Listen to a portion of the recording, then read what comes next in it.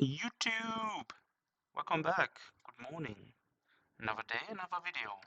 As y'all know from me, I always keep this intro up. If you don't like the intro, let me know.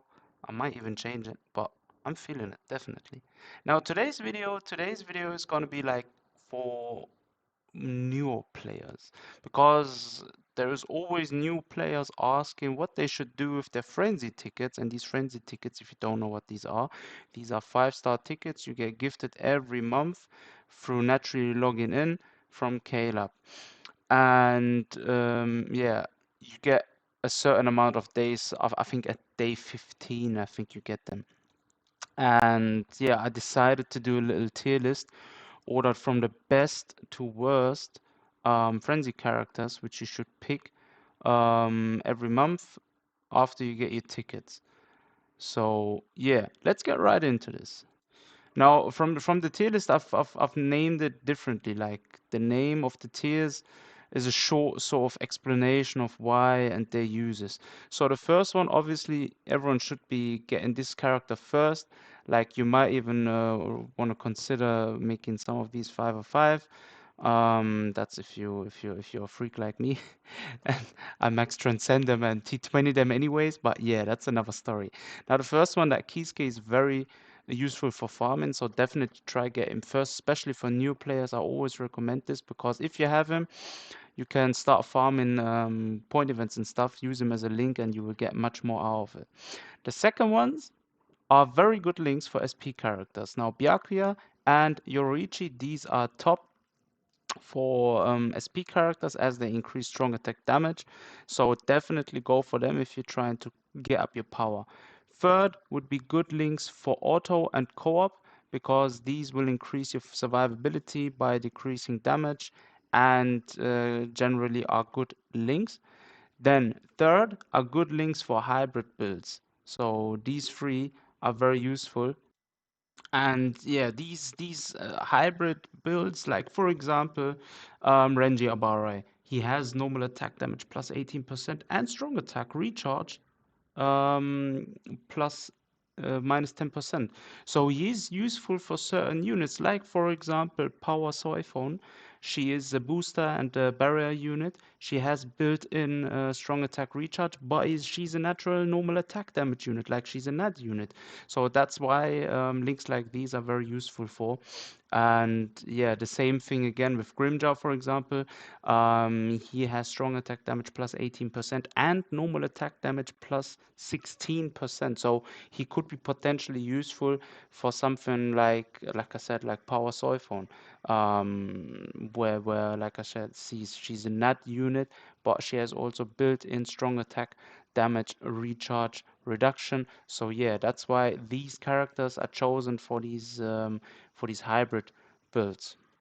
Now going back for the good links for AutoCorp, why are these so good? Because they bring in stuff like, for example, Yasutora Chat, he brings in last ditch survival, only 85%, but he brings also damage taken minus 12%, so he could be potentially useful in the beginning. Or like Uryu Ishida, he's got stamina recovery 18% and strong attack recharge minus 10%. So for new players out there who are just starting the game and getting like one or two of these characters in the beginning, it's very useful. And even for veteran players, they have their uses at sometimes as good links.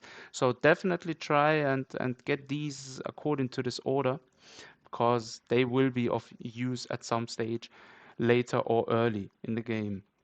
Then we come into the next one, which are the slightly useful characters. Like these ones are actually not that useful, but can be useful. For example, Soiphone, she has damage taken minus 14%, and at the same time, strong attack damage plus 16%. So yeah, as you probably imagine nowadays, damage taken minus 14% doesn't really do any more much apart from PvP, and strong attack damage plus 16% is good. However, she hasn't got a strong attack recharge built in, so there are a lot of better links than her.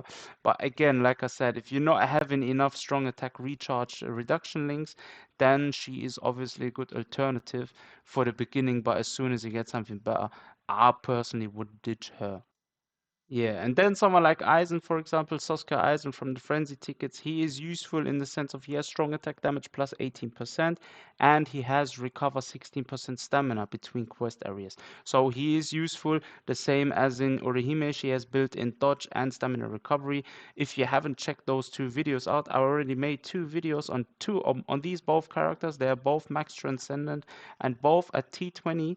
And yeah, if you're interested in seeing how they perform solo, how they clear like harder content from nowadays, considering these units are like from 2016, 2007, these units are old and are weak, really. So considering how the performance is, it wasn't too bad, but not good. But it wasn't too bad. And like I said, like they can be slightly useful. I personally wouldn't use them if you have something better in terms of um links, then obviously use that. But yeah, apart from that, that's it. And the last one, obviously, yeah, for me personally, these are orbs only. For example, Urkiora, he has strong attack damage plus 18% and dodge 9%. So yeah, he's not that good. Like I could see him potentially being useful. Like if you're trying to, for example, go for a very, very fun build in PvP where you have like a character that dodges 50% captain damage against the current meta, for example, and you want to make like a full-on dodge build with the bonus skill for T15 or T20, you build in dodge, and you equip him with all link slot units that have dodge built in them. He could be potentially useful, but there are other units that have already naturally 11% dodge, so these are definitely better. And in terms of strong attack damage plus 18%, again without damage, strong attack damage reduction, recharge time, he's not that useful. So yeah, for example, Rukia Kuchiki, she's again, yeah, I could see her, to be honest with you, occasionally useful. For example, she has freeze duration minus 60% and fire duration minus 55%. But honestly speaking, there are accessories and other units that bring 100% of these immunity. So yeah, that's they are not very good. Like these are really, actually speaking, just good for orbs. To be honest with you, Zilapero, which are putting good links for auto co-op, thinking of it, he should have been only in orbs only as well, because he has only poison duration minus 60% and fire duration minus 55%, but his poison duration minus 60% makes him more useful than this Rukia with freeze duration minus 60%, because a lot of content in the on the harder events on PvE have like poison puddles on it, and that is why he is more useful than, for example, Rukia, in terms of autoing content and using him as a link. And yeah, then the last one, which would be Mayuri. Now with him, it's a similar story in comparison to like Rukia Kuchiki. He has only paralyzes duration minus 60% and poison duration minus 55%. In terms of yeah, link slot ability, Zilapro is better than him. That's why I put him only in orbs. If you like this character, then you could potentially use him, but I don't see him being useful at all. He's just, these down there are only orbs. Like, I can't really say more about it.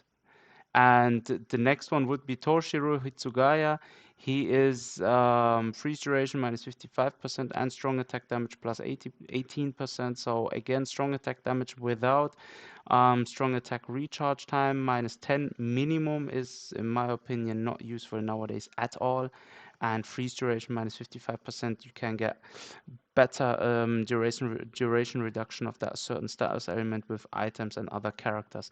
So yeah, there you have it, guys. That is my tier list for new players out there, for the frenzy tickets, and that's like the order you should be going for. Now, a few notes are, if you don't mind waiting 2 extra months for not getting the good links and focus instead on getting more crystals, jewels, coins, then you can go for like free keyscapes, for example, and put them all in one team. If you're like new and you don't have any other units, during the first 3 months, make all of them at least 6 star, max soul tree, and then you can equip each one on a character, since you can use 3 characters in a team. So you would be having already a full build farming link tree for getting crystals, jewels, and coins. So that would be quite useful. And for those that already will get all the characters, then the best thing to go for is 505 Yoruichi and Byakuya, because these two are the best links from the frenzy characters for SP characters, and try to get both of them their SPs 500 on their last slot if you can.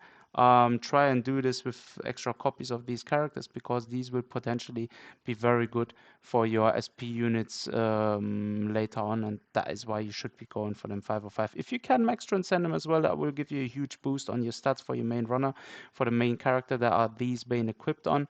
And yeah, that basically is the strategy you should be going with these two characters in general with the frenzy units. And that concludes today's videos, guys. I thank you all for joining again. I would appreciate a comment. Leave your opinion on this tier list down below if you think like I made a mistake or some of these characters should be different. Let me know, and I hope you guys join me again next time. Until then, take care of yourself. See you next time.